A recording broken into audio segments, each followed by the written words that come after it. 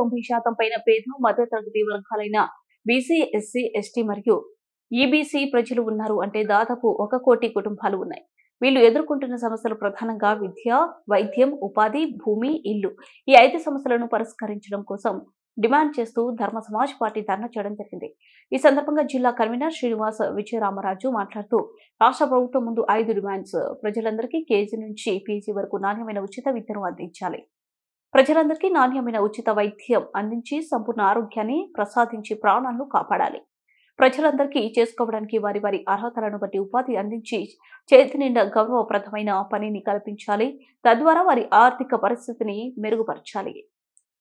అర్హులైన వారందరికీ సాగునీటి సౌకర్యంతో 1 ఎకరం వ్యవసాయ భూమిని ఇవ్వాలి. అర్హులైన వారందరికీ 200 గజాల స్థలంతో 4 గదుల ఇల్లును నిర్మించి ఇవ్వాలి.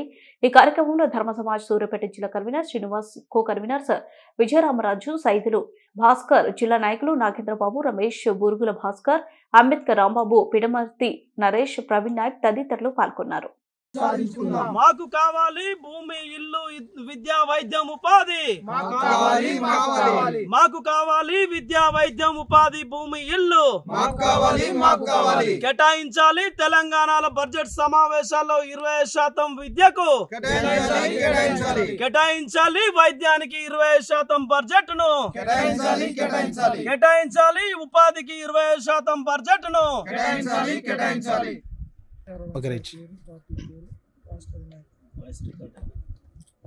మీడియా మిత్రులకి మరియు సూర్యాపేట జిల్లా ప్రజలకి నమస్తే. జై భీమ్, జై భారత రాజ్యాంగం. ఈరోజు తెలంగాణ రాష్ట్ర వ్యాప్తంగా ధర్మ సమాజ్ పార్టీ రాష్ట్ర వ్యవస్థాపక అధ్యక్షులు డాక్టర్ విశారదన్ మహారాజ్ గారి యొక్క ఆదేశాల ప్రకారం తెలంగాణ రాష్ట్ర ప్రజలకి 90% ఉన్న బీసీ, ఎస్సీ, ఎస్టీ ప్రజలందరికీ ఉచితమైన విద్య, ఉచితమైన వైద్యము, ఉచితమైన ఉపాధి, ఇల్లు, భూమి, అర్హులైన వారికి ఎకరం భూమి కేటాయించాలని చెప్పేసి రాష్ట్ర వ్యాప్తంగా ఈరోజు ధర్నాలు నిర్వహించడం జరుగుతుంది. దానిలోనే భాగంగా సూర్యాపేట జిల్లా కేంద్రంలో కలెక్టరేట్ దగ్గర మేము ఈ ధర్నా కార్యక్రమాన్ని ఉదయం నుంచి ఇప్పటి వరకు కొనసాగించడం జరిగింది. మరి మేము ఎందుకు ఈ ధర్నా కార్యక్రమాన్ని ఎందుకన్నా రాష్ట్ర ప్రజలందరికీ ఇప్పుడున్న ప్రభుత్వాలు కనీస అవసరాలు కూడా కల్పించట్లేదు. కనీస అవసరాలంటే రాష్ట్ర ప్రజలకు కానీ దేశ ప్రజలకు కానీ కావాల్సిన కనీస అవసరం ఏంటి? విద్య కావాలి. అది ఉచితమైన విద్యని రాష్ట్ర ప్రభుత్వం కానీ కేంద్ర ప్రభుత్వం కానీ అందించాలి. అదేవిధంగా వైద్యం అందించాలి. మరి ఈ వైద్యం అనేది నాణ్యమైన వైద్యం, నాణ్యమైన విద్య ఈ కేంద్ర రాష్ట్ర ప్రభుత్వాలు అందించాల్సిన బాధ్యత ఈ రాష్ట్ర ప్రభుత్వం పైన, కేంద్ర ప్రభుత్వం పైన ఉన్నది. కాబట్టి ఇప్పటి వరకు అలాంటి ప్రయత్నం కానీ రాష్ట్ర ప్రభుత్వం కానీ కేంద్ర ప్రభుత్వం కానీ ఇంతవరకు ఆ ప్రయత్నం చేయలేదు.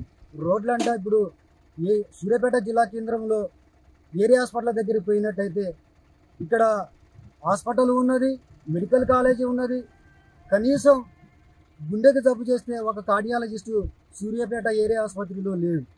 మరి ఎందుకు ఈ పరిస్థితి దాపురించిందంటే రాష్ట్ర ప్రభుత్వం పట్టించుకోవట్లేదు కాబట్టి ఈ పరిస్థితి ఏర్పడ్డది. ఇక్కడ మెడికల్ కాలేజీ ఉండి, హాస్పిటల్ ఉండి, ఒక కార్డియాలజిస్ట్ లేడు.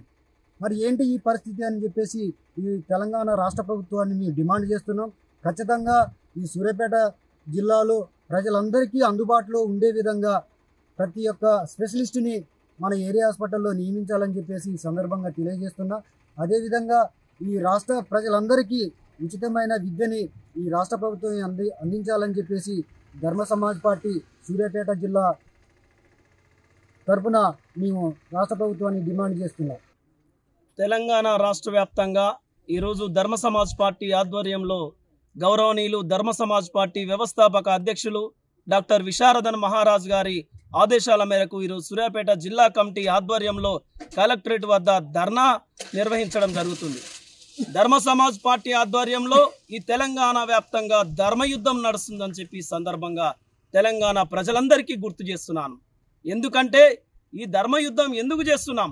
స్వతంత్రం వచ్చిన కానుంచెల్లి ఇప్పటి వరకు ప్రజలందరికీ సరైనటువంటి విద్యను అందించలేని పరిస్థితిలో ఈ అగ్రకుల ప్రభుత్వాలు, కేంద్ర రాష్ట్ర ప్రభుత్వాలు ఉన్నాయంటే ఎంత సిగ్గుచేటు, ఎంత అవమానపడాల్సినటువంటి పరిస్థితి ఎదురైందని చెప్పి మరొకసారి గుర్తు చేస్తున్నాను.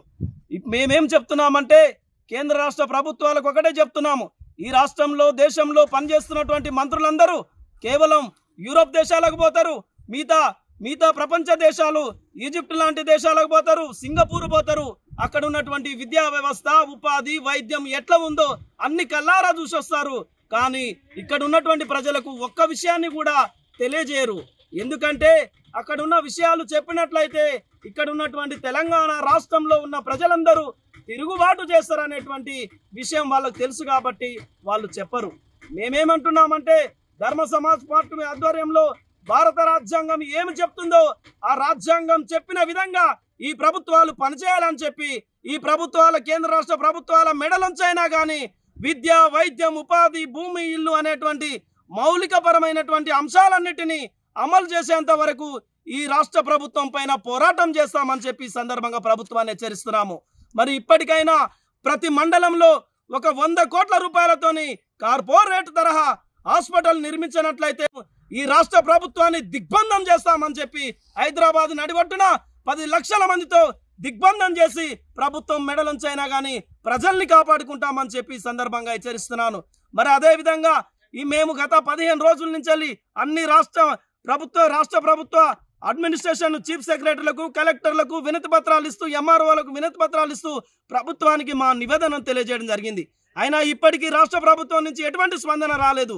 మరి రానట్లయితే మరియు మా అధినాయకుడు కూడా అతి త్వరలో తెలంగాణ వ్యాప్తంగా మా భూమి పాదయాత్రతోని 15,000 కిలోమీటర్ల భారీ పాదయాత్ర చేయబోతుండు. ప్రజా సమస్యల పరిష్కారానికై, BC, SC, ST, minority, EBC ప్రజల రాజ్యాధికార సాధనకై ఒక యుద్ధం మొదలు కాబోతుంది. కాబట్టి ధర్మ సమాజ్ పార్టీ అధినాయకుడి ఆలోచనను తెలంగాణ రాష్ట్రంలో ఉన్న ప్రజలందరూ అర్థం చేసుకొని ఆ నాయకుడి వెంట నడవాలని అడుగులో అడుగేస్తూ లక్షల మంది, కోట్ల మంది ఏకమై రాజ్యాధికారాన్ని సాధిద్దామని తెలియజేస్తూ ఈ అవకాశం ఇచ్చినటువంటి గౌరవ మీడియా మిత్రులందరికీ జై భీమ్, జై భారత రాజ్యాంగం, జై